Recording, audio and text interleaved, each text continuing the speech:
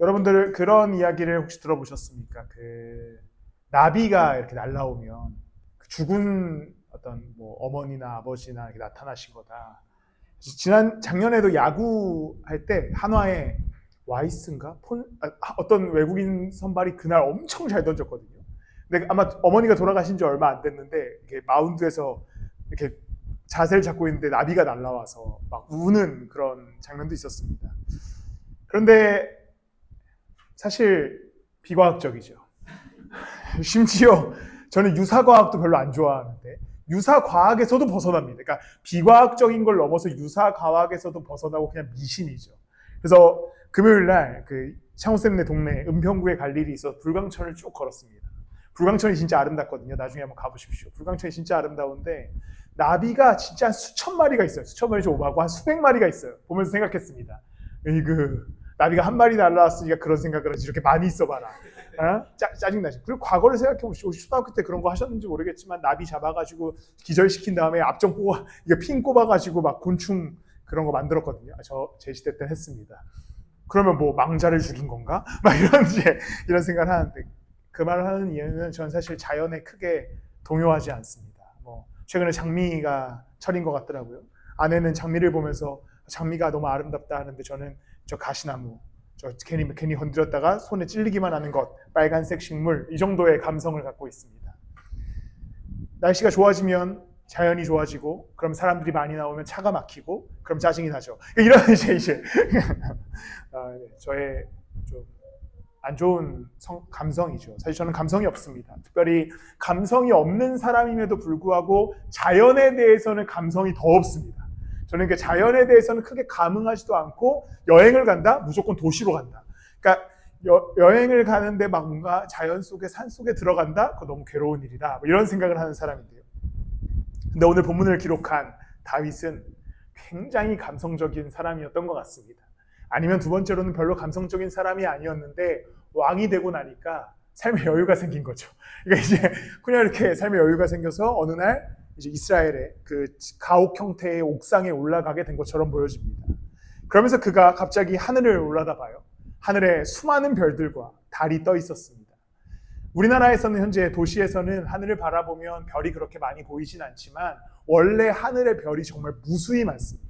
저는 이제 군 생활을 강원도 고성, 사실 지도로 따지면 북한 앞에서 군 생활을 했는데 거기서 별을 보면요 정말 이게 그 디자인이 아닙니다. 진짜 별이 이렇게 보여요. 뻥 같죠. 나중에 통일이 되면 그 강원도 고성의 비무장지대에 올라가 보십시오. 진짜 별이 이렇게 보입니다. 근데 뭐 다윗의 시대는 더 했겠죠. 그때 매연이라는 것도 없었을 것이고 자연 공해가 없었기 때문에 다윗이 이스라엘에서 하늘을 바라봤는데 별과 달이 보이는 겁니다. 그러면서 갑자기 다윗이 이제 이러한 고백을 덧붙이게 됩니다. 우리 한 번 더 3, 4절 말씀을 읽도록 하겠습니다. 시작. 주님께서 손수 만드신 저 큰 하늘과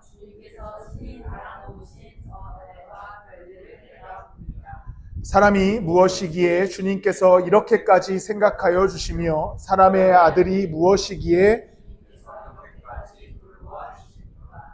이제 다윗이 하늘에 있는 달과 수많은 별들을 본 다음에 이렇게 고백합니다. 주님, 내가 누구이기에? 도대체 내가 뭐라고 나를 이렇게 돌보아 주시고 나를 사랑해 주십니까? 라는 고백을 하고 있습니다. 사실 이 시를 제가 처음 읽었을 때는 어떤 느낌이었냐면 자의식 과잉의 상태라고 생각했습니다. 그냥 다윗이 하늘을 보면서 별과 달이 떠 있는데 이렇게 얘기하는 겁니다. 와, 하나님 내가 뭐라고? 나를 위해 저 달을 만드시고 저 별을 만드셔서 나를 지켜주시는가에 대한 고백이죠. 처음에 은혜가 없을 때는 그것을 읽으면서 자의식 과잉의 상태다. 그냥 달을 보면서 나를 위해 달을 만드셨구나. 나를 위해 별을 만드셨구나. 이런 고백을 하고 있는 거죠, 사실은. 그런데 이 말씀을 잘 고백해보면 다윗이 달과 별을 바라봤지만 사실은 하나님을 바라보는 장면입니다. 하나님이 지으신 세계를 바라보면서 내가 그 세계에 존재하는 것을 바라보면서 하나님이 나를 창조하셨다. 굉장히 이기적이고 자의식 과잉처럼 느껴질 수도 있지만 달과 별을 바라보면서 다윗이 고백하기를 이 모든 것은 나의 시간, 나의 물리적인 공간, 나의 삶을 하나님께서 창조하여 주셨다라고 하는 고백을 하고 있는 것이죠. 굉장히 감성적인 고백일 수도 있지만 다윗은 하늘의 별과 달을 보면서 하나님을 묵상했습니다. 그리고 사실 달과 별을 묵상한 것이 아니라 자기 자신을 묵상한 것이죠. 달과 별을 보면서 하나님을 묵상하고 하나님을 묵상하면서 하나님이 지으신 나를 묵상하게 됩니다. 그러면서 어떤 생각을 하게 되는가? 내가 뭐라고 하나님이 나를 이렇게 사랑해 주셔서 지금까지 지켜주시고 보호해 주셨구나. 저 달과 별을 지으신 하나님이 나를 지금까지 인도해 주셨구나라는 고백을 하게 되는 것이죠. 사실 이것은 자의식 과잉의 고백이 아니라 본인의 정체성을 명확히 한 순간이었습니다. 하늘을 바라보면서 달과 별을 바라보면서 이 달과 별은 누가 만들었지? 하나님이 만들었지. 근데 나를 누가 만들었지? 하나님이 만들었지. 달과 별을 만드신 하나님이 동일하게 나를 만드셨고 이 세계의 질서 속에 나를 두셨지. 하나님께서 살아계심으로 말미암아 내가 이 땅 가운데 살아갈 수 있게 되었다라고 하는 정체성을 회복하는 시간이었습니다. 감성적인 거 말고 최근에 어떤 궤도라고 하는 과학 커뮤니케이터를 잘 아시지요? 닮았잖아요, 우리 가랑씨. 원래 혜진이가 항상 가랑씨 궤도 닮았다고 하는데 궤도가 원래는 과학자지만 그리스도인입니다. 최근에 궤도가 어떤 이야기를 했냐면 전 오히려 하늘과 달을 바라보는 감성보다 여기에서 좀 은혜를 받았는데 개기월식 같은 게 일어나지 않습니까? 근데 이게 말도 안 되는 우연이라는 거예요. 왜냐하면 달의 위치와 해의 위치가 지구와는 다 다르게 떨어져 있잖아요. 동일한 위치에 떨어져 있는 게 아니다. 수만 광년을 떨어져 있는데 완전히 다른 위치에 떨어져 있다.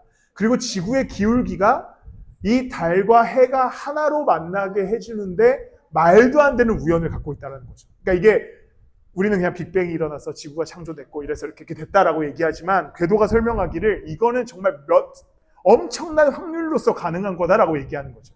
지구가 적당히 기울고 해와 달의 거리가 적당히 떨어져 있어야 어느 순간 개기월식이 일어나서 달과 해가 합쳐진다. 하나의 크기로 보여진다라는 것이죠. 근데 이게 궤도가 얘기하는데 궤도가 이걸 일반 유튜브에서 얘기하면서 이제 그 뒤에 신의 이야기는 하지 않았지만 궤도가 이 이야기를 왜 하는지를 명확히 알았습니다. 이것은 신의 계획과 창조가 아니면 불가능한 일이다. 개기월식이 일어나는 것은 완전히 하나님의 섭리로서만 가능하구나라는 것을 묵상하게 됐죠. 그러니까 감성적이신 분들은 그냥 해와 달만 보도 하나님이 지으셨구나라고 느끼지만 저는 이 사실을 들었을 때 약간 전율이 흘렀습니다. 그렇지, 개기일식은 일어날 수 있다고 해요. 근데 개기월식은 사실 엄청난 과학적인 확률이 필요하다. 그냥 그런 보면서 이런 생각을 했습니다. 하나님의 지으심은 놀랍다. 하나님의 창조의 계획은 놀랍다. 하나님의 창조의 디자인은 너무나 아름다운 일이다. 그러면서 이제 우리의 삶을 바라봅니다. 이 놀라운 하나님의 설계, 창조의 섭리 속에 나라는 인생을 두셨습니다. 그런데 우리는 자연을 생각할 수도 있고 다른 사람들도 생각할 수 있고 다른 창조물들도 생각할 수 있지만 우리의 의식을 생각해 봤을 때 우리의 의식은 나만 갖고 있기 때문에 결국 하나님 앞에서 내가 독단적으로 단독적으로 서게 됩니다. 그러면서 나는 이제 이런 생각을 하는 것이죠.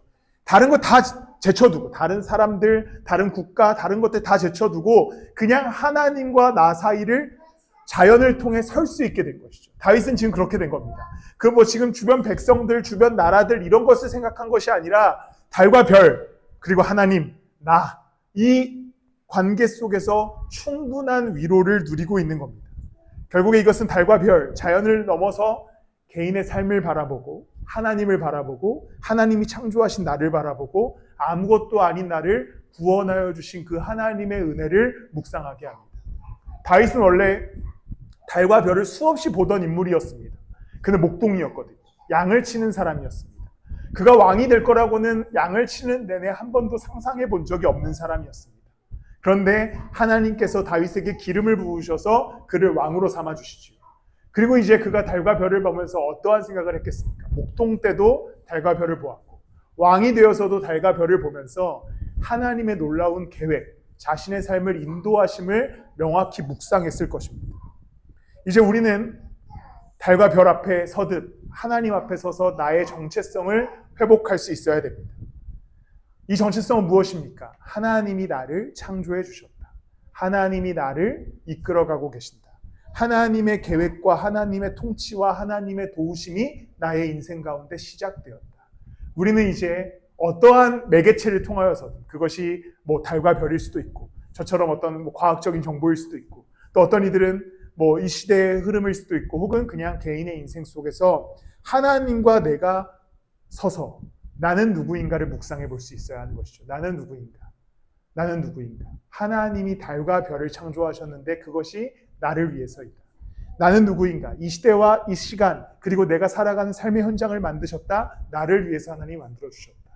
하나님께서는 나에게 이 시간을 삶의 물리적인 공간을 허락해 주시고 관계를 허락하시고 수많은 포인트들을 내 인생에 삼아 주셨다.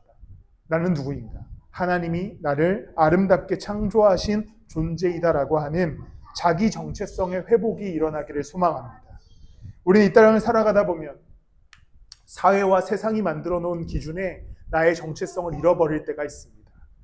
보통 그런 것이지요. 이 시대는 어느 정도의 삶의 형태와 양태를 갖고 살아가야 한다. 이 나이대에는 어느 정도의 연봉을 가지고 살아가야 한다. 지금 뭐 이 시대에 하이닉스와 삼성전자에 투자 안 한 사람은 멍청한 사람이다. 뭐 이런 이제 똑똑한 사람, 멍청한 사람 이렇게 되는 것이죠. 창원쌤을 제가 가리켰습니다. 그런 것이죠. 우리는 시대가 계속 얘기하죠. 이 정도의 부를 쌓아야 한다. 이 정도의 사회의 어떤 그 흐름에 발을 맞춰가야 한다. 이런 것 정도에는 투자를 해야 하고 이 정도에는 어떤 삶의 결과물을 얻어야 된다라고 생각합니다. 그러다 보면 무슨 문제가 생깁니까? 정체성을 잃어버리기 시작합니다. 그리스도인의 정체성을 잃어버리기 시작하죠. 그냥 내 삶 속에서 내가 얻지 못한 어떠한 것, 얻어야 할 어떠한 것에 목을 메고 살아가느라 내가 이 땅에서 하나님이 지으신 삶과 하나님이 지으신 시간 속에 내가 살아가면서 얻을 수 있는 하나님의 은혜, 하나님의 위로, 하나님의 축복에 대한 것들에 대해서 완전히 망각하고 세상의 이야기 속에 내 정체성을 맞추어 가느라 이미 창조된 하나님의 자녀됨의 정체성을 잃어버리는 우리를 발견합니다. 다윗은 하늘을 바라보면서 하나님의 자녀됨의 정체성을 회복합니다. 그가 왕이었어가지고 조금 저희보다는 여유가 있었을 겁니다. 왜냐하면 왕이었잖아요. 그럼에도 불구하고 다윗도 세상의 정체성에 빠질 수 있었을 겁니다. 주변 국가들이 있었어요. 블레셋 이런 강한 나라들이 있었을 것이고 다른 나라의 왕들이 누리고 있는 호사도 경험했을 겁니다. 또한 군사력 혹은 재력 같은 것들에 대해서 비교의식을 느꼈을 수도 있겠죠. 그런데 다윗은 거기에 흔들려서 그의 아들 솔로몬과 같이 막 자신들의 재력을 자랑하거나 자신의 어떤 궁전을 짓는 것에 혈안을 두지 않고 하나님의 창조하심 앞에 자신의 삶을 돌아보고 이곳에 걸어가고 있는 삶을 하나님께 감사하기 시작합니다. 우리가 세상의 수많은 기준들과 가치의 평가들 속에서 여러분들의 정체성을 흔들리려 할 때 우리도 하나님을 바라보기를 소망합니다. 하나님은 우리를 창조하셔서 지금까지 인도하여 주시면서 우리를 어떠한 잣대와 평가 기준으로 우리의 등급을 매기시거나 우리의 가치를 여러 가지로 두시는 분이 아니라 우리를 지으신 하나님이 우리를 지금까지 사랑하시고 자녀 삼아주시는 특별한 보호하심의 은혜가 우리 가운데 주어졌음을 기억하십시오. 하나님께서는 언제나 우리를 사랑하여 주십니다. 시대의 가치관, 시대의 기준과 잣대 속에 우리를 그냥 거기에 평가를 내맡기시는 것이 아니라 당신의 특별한 평가, 사랑해 주시고 자녀 삼아 주시는 평가가 우리 가운데 놓여지기를 소망합니다. 저는 이렇게 뭔가 쓸데없는 물건들을 모으는 것을 좋아합니다. 제 방에 가면 한 책상에 쓸데없는 물건들이 있습니다. 오늘 갖고 오려고 그랬는데 까먹었어요. 뭐가 있냐면 거기에 스니커즈, M&M, 하나가 뭐였더라? 스니커즈, M&M, 초콜릿이 3종이 거기 놓여져 있습니다. 그리고 맥주 사탕. 맥주 사탕은 알코올 없는 맥주 사탕. 근데 그것을 먹지 않고 테이블에 전시해 놨습니다. 왜 그랬을까요? 왜 그랬을까요? 왜 제가 그걸 전시해 놨을까요? 살찔까봐? 그런 것을 원하지 않습니다. 그럼 먹죠. 저희 딸들이 제 생일에 준 선물입니다. 그리고 그 맥주 사탕은 서유가 아마 저한테 서유 인생에서 첫 번째로 저에게 챙겨준 선물입니다. 왜 첫 번째 선물을 맥주 사탕을 골랐는지 저는 알 수는 없지만 그래서 제가 그걸 먹지 못하고 이제 제 어떤 물건들을 두는 그 책상에 그걸 전시해 놨습니다. 그런데 그것이 왜 특별하겠습니까? 그냥 편의점에서도 다 팔 수 있는 스니커즈고 M&M인데 왜 특별하겠습니까? 주인인 제가 의미를 부여했죠. 야, 이거는 굉장히 특별한 거야. 이건 지금부터 아무도 먹지 못해. 내가 죽을 때 내 관에다가 넣어줘야 되는 초콜릿이야. 실제로 그렇게 될지 모르겠지만 아마 먹지는 못할 것 같습니다. 근데 뭐 모르겠죠. 뭐 갑자기 배가 고프면 먹을 수도 있고요. 어쨌든 이 스니커즈를 생각해 봤을 때 그냥 슈퍼에서도 파는 스니커즈죠. 그냥 어디서나 발견할 수 있는 겁니다. 그런데 이것을 제가 의미를 부여합니다. 이것은 지유가 나에게 준 선물이야. 이것은 이제부터 나한테 굉장히 특별한 초콜릿이야. 아무도 이 초콜릿에 손을 댈 수 없고 심지어 선물을 한 지우더라도 이 초콜릿은 먹을 수 없어. 이건 내 거야. 라는 완벽한 보호의 선언이 일어납니다. 똑같은 스니커즈지만 이제 이 스니커즈는 누구도 해치 못하는 안전한 보호 아래에 있는 누구의 뱃속으로 들어가지 않는 스니커즈가 되는 것이죠. 근데 하나님이 우리를 지으시고 선택하셔서 구원하신 것은 그 동일한 원리가 적용됩니다. 우리는 이 시대와 이 사회를 똑같은 사람들과 함께 그 무리 속에서 살아갑니다. 똑같은 기준과 가치 속에서 좀 더 나은 사람이 되기 위해서 애쓰면서 허덕이면서 살아갑니다. 그런데 그리스도인의 정체성은 무엇입니까? 하나님이 나를 사랑하셔서 구원하여 주셨다. 나를 특별한 사람으로 여겨주셨다. 그리고 아까 우리가 찬양한 것처럼 그가 나를 지켜주신다. 나의 출입을 지켜주신다. 이 고백이 가능하게 된 것이지. 하나님의 특별한 선택하심 그리고 하나님의 놀라운 보호하심이 우리의 창조된 인생 가운데 허락되었음을 기억하십시오. 우리 너무나 잘 알고 있는 말씀이지만 이 말씀을 함께 읽어봤으면 좋겠습니다. 요한복음 3장 16절 말씀입니다. 함께 읽겠습니다. 시작. 하나님께서 세상을 이처럼 사랑하셔서 외아들을 주셨으니 이는 그를 믿는 사람마다 멸망하지 않고 영생을 얻게 하려는 것이다. 우리 여기 세상이라는 단어를 나라는 단어로 바꿔서 한 번 더 읽어보도록 하겠습니다. 시작. 하나님께서 나를 이처럼 사랑하셔서 외아들을 주셨으니 이는 그를 믿는 사람마다 멸망하지 않고 영생을 얻게 하려는 것이다. 아멘. 이제 이것이 우리의 정체성입니다. 하나님이 세상을 그리고 나를 너무나 사랑하셔서 예수 그리스도를 보내셨고 그리스도께서 십자가에 달려 죽으시고 부활하심으로 말미암아 이제 그를 믿는 자들에게 그 믿음으로 말미암아 구원을 얻은 자들에게 멸망하지 않고 영생을 얻는 은혜를 주신 것이죠. 이것이 우리의 정체성입니다. 우리는 이 땅을 살아가지만 우리는 똑같이 사회의 기준 속에서 내 어떤 삶을 드리고 있지만 우리의 달라진 기준이 있다면 우리의 정체성이 있다면 하나님이 나를 사랑하신다. 이것이 첫 번째겠죠. 그가 나를 너무나 사랑하셔서 하나님의 아들 예수 그리스도를 보내셨다. 이것이 두 번째 정체성이겠죠. 그리고 그리스도가 나를 구원하여 주셨다. 그래서 멸망과 사망이 아닌 영생을 얻게 하셨다.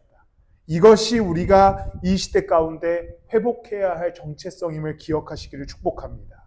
그리스도의 자녀됨의 자의식이 회복되기를 소망합니다. 그냥 이 땅을 살아가는 누구나 똑같은 그러한 존재처럼 허덕이며 불안해하며 염려하며 또 어떠한 기준에 못 미치는 것에 대해서 걱정하며 살아가는 인생이 아니라 하나님이 나를 너무나 사랑하신다. 그가 예수 그리스도를 보내실 정도로 나를 사랑하신다. 그가 나와 함께 하신다. 성령을 보내셔서 영원히 함께 하신다라고 하는 자의식의 회복이 저와 여러분들의 인생 가운데 있기를 소망하고 축복합니다. 때로는 종종 하늘을 바라보시고 밖으로 내뱉으시면 좀 사람들 사이에서 부끄러울 수 있으니까 속으로 생각하십시오. 나를 위해 만들어졌네. 이 해와 달과 별이 나를 위해 만들어졌네. 이 꽃들이 나를 위해 만들어졌네. 이 물이 나를 위해 만들어졌네라고 하는 굉장히 그러한 자의식 과잉의 고백이 여러분들 가운데 있기를 소망합니다. 왜냐하면 그것이 나와 하나님 사이의 사실이거든요. 제가 자의식 과잉이라고 하는 표현을 쓰지만 사실 이것은 완벽한 사실의 고백입니다. 이것은 나를 위해 만들어졌다. 이것은 나를 위해 창조되었다. 근데 그냥 거기서 끝나는 것이 아니라 그분이 나를 만드시고 창조하셨는데 나를 너무나 사랑하신다. 그리고 나에게 예수 그리스도를 허락하셨다.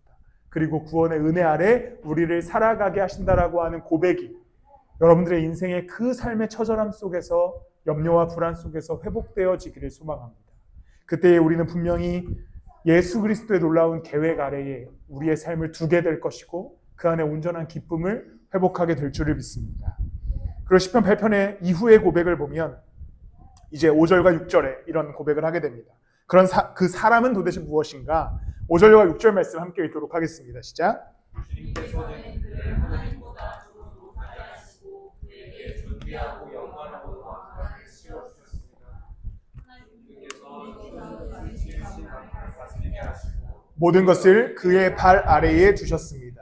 이제 하나님의 창조를 고백한 다윗이 자신의 삶에 관해서 이야기하는데 어떻게 얘기하냐면 주님께서는 그를 하나님보다 조금 못하게 하시고 그에게 존귀하고 영화로운 왕관을 씌워주셨습니다. 하나님의 자녀 삼아주셨다라고 얘기하죠. 그러면서 얘기하기를 이렇게 고백합니다. 주님께서 손수 지으신 만물을 다스리게 하시고 모든 것을 그의 발 아래에 두셨습니다. 굉장히 놀라운 고백이죠.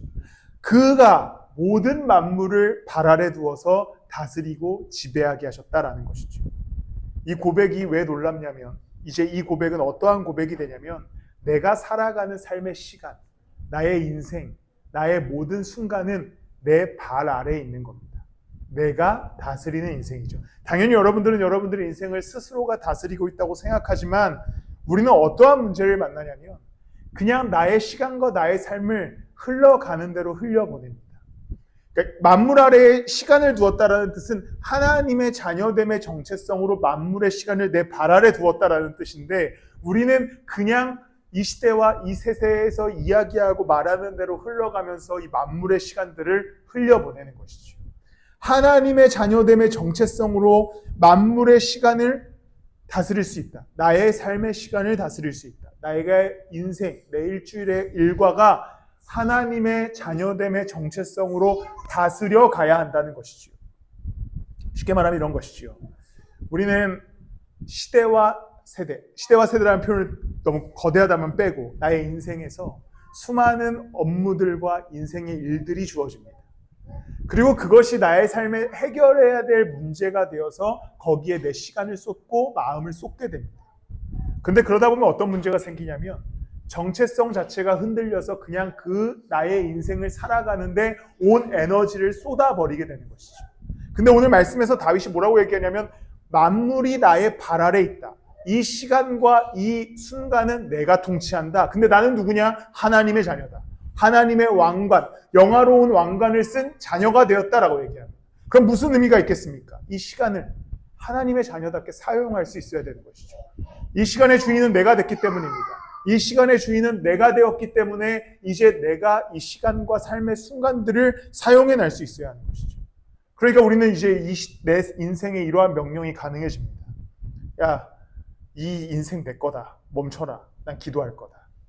삶의 구분이 필요한 것이죠. 야, 멈춰라. 시간아, 멈춰라. 내가 지금은 내 세상의 일에 시간을 쓰지 않고 멈추어서 말씀을 읽겠다. 이 시간이 나의 지배 아래 있기 때문이죠. 지금 조용히 해라. 너 입 다물어라. 나는 지금부터 예배할 거다. 시대와 나의 인생이 나에게 수많은 과제를 던져주고 불안과 염려의 거리들을 던져줘도 만물이 내 발 아래에 있다. 하나님이 나를 자녀 삼으셨다. 이 시간을 내게 허락해 주셨다. 그럼 내가 하나님의 자녀로 이 시간을 멈추고 실제로 물리적인 시간을 멈추지 않겠지만 나의 인생에 공백과 여백을 두어서 거기에서 하나님을 예배할 수 있는 시간, 기도할 수 있는 시간, 그리고 말씀을 읽을 수 있는 시간을 떼어 구분할 수 있는 여러분들의 지배력이 필요합니다. 여러분 얼마나 인생 가운데 하나님의 자녀됨의 정체성으로 여러분들의 시간을 지배하고 계십니까? 아니면 세상이 이야기하는 세상의 일들에, 여러분들의 업무에, 여러분들의 세상의 일에 지배당하고 계십니까? 하나님께서는 이 만물을 우리의 발 아래 두셨다고 얘기합니다. 우리가 주체적인 정체성을 가지고 하나님의 자녀로 이 땅을 살아가게 하십니다. 나로서 이 시간을 하나님의 자녀답게 사용하게 하시고 하나님의 자녀답게 이 시간 가운데 예배하게 하시고 하나님의 말씀 앞에 엎드리게 하시는데 우리는 안타깝게도 나의 일이 내 주인이 되어서 거기에 내 인생을 계속해서 굴려가다가 하나님을 섬기고 하나님을 묵상하는 일은 시간이 있을 때, 여유가 생길 때 하는 우리의 삶의 태도를 발견하게 되는 것이죠. 여러분, 시간을 통제하십시오. 시간을 통치하십시오. 시간의 주인이 되시기를 소망합니다. 하나님이 이 시간을 창조하셔서 우리를 자녀 삼으셨고 그 시간을 우리의 발 아래 두셨습니다. 내가 내 의식을 가지고 하나님을 섬길 수 있게 되었습니다. 그냥 세상의 일에 흘러가다가 세상의 일에 얽매여 살아가다가 하나님 섬김을 잊지 마시고 하나님을 섬기는 일이 우선되어서 하나님을 따라가는 여러분들이 되시길 축복합니다. 어떠한 물건도 어떠한 소유물도 주인에게 자기 정체성을 드러내지 않습니다. 갑자기 여러분들이 쓰는 볼펜이 나는 지금부터 내가 쓰고 싶은 대로 쓸 거야 라고 하지 않지요. 그냥 주인이 쓰라는 대로 쓰여지게 됩니다. 그런데 오늘 본문에서 보면 하나님이 이 시간과 만물을 우리의 발 아래 두셨다. 우리가 주인 되게 해주셨다라고 얘기하면 이제 이 시간을 우리가 하나님의 자녀됨의 정체성으로 쓸 수 있게 되는 것이죠. 사용할 수 있어야 됩니다. 여러분, 만물을 발 아래 두었으나 그 만물의 지배 속에서 살아가는 인생이 되지 마시고, 만물을 발 아래 두어서 이 세상을 창조하시고 이 인생을 사랑하시는 하나님의 뜻을 따라 삶의 걸음을 옮겨가는 자녀됨의 정체성을 회복하는 여러분들이 되시기를 축복합니다. 종종 시편의 고백을 펴서 보십시오. 시편의 고백을 보면 그냥 이런 말을 하는 겁니다. 다윗이야, 나 짱이다. 야, 나 진짜 내가 짱이다. 하나님이 나를 위해 달과 별을 창조하셨고 이 시대와 만물을 내 발 아래 두셨다. 내가 짱이다. 내가 완전하다. 나는 완벽하게 이긴 자다. 나는 절대 지지 않는다. 나는 하나님의 창조물이다. 나는 승리했다. 이런 고백을 지금 다윗이 하고 있는 겁니다. 종종 여러분들의 삶이 여러분들이 원하지 않는 대로 흘러갈 때, 멈추지 못하고 생각 속에 갇혀 있을 때, 그리고 하나님을 묵상하고 하나님을 찬양하는 일에 시간을 들이지 못하고 있을 때에 멈추셔서 이 시편의 고백을 하시기를 소망합니다. 하나님이 나를 지으셨다. 하나님이 나와 함께 하신다. 하나님이 나를 끝까지 인도하시고 이 모든 것은 나의 지배 아래 있다. 하나님이 나를 사랑하시기 때문이다. 이러한 고백이 회복되어서 위로와 평안이 있는 한 주간이 되시기를 축복합니다. 말씀을 마무리하겠습니다. 우리는 예수 그리스도의 십자가를 믿습니다. 복음에는 어떠한 의미가 담겨져 있습니까? 죽으시고 부활하셔서 그를 믿는 자들을 영생을 주신다는 복음의 내용, 의미가 담겨져 있습니다. 그러면 이것을 나의 삶의 관점으로 바라본다면 어떻게 고백할 수 있겠습니까? 예수님께서 나를 위해서 이 땅 가운데 오셨다. 예수님께서 나를 위해 십자가에 달려 죽으셨다. 예수님께서 나를 위해서 죽으시고 부활하셨다. 나를 위한 하나님의 섭리가 예수 그리스도의 십자가로 인하여 완성되었다. 그가 죽으시고 부활하셨고 나의 삶을 그 십자가의 피로 사주셨다. 나를 위해서, 완전히 나를 위해서 그리스도가 이 땅 가운데 오신 것이다. 이 고백을 회복하시는 한 주가 되시길 소망합니다. 여러분과 그리스도 그 사이에 독대가 있기를 소망합니다. 그리스도가 누구를 위해 십자가에 달렸는가? 그리스도가 누구를 위해 죽고 부활하셨는가? 그리스도가 누구를 위해 성령을 보내셨는가? 나를 위해서, 나의 인생을 위해서 그렇게 하셨음에 대한 고백이 회복되어지심으로써 삶의 걸음을 옮겨가는 가운데 그 자녀됨의 정체성으로 하나님이 창조하신 삶을 다스리며 살아가는 인생으로 누구도 경험할 수 없는 담대함과 용기를 회복하시며 섭리를 경험하시며 걸어가는 여러분들이 되시길 바랍니다. 때로는 하나님을 바라보시면서 그가 나를 사랑하시고 창조하심에 대한 고백을 하십시오. 그가 영원히 여러분과 함께 하시며 영원히 여러분들의 인생을 인도하여 주실 것입니다.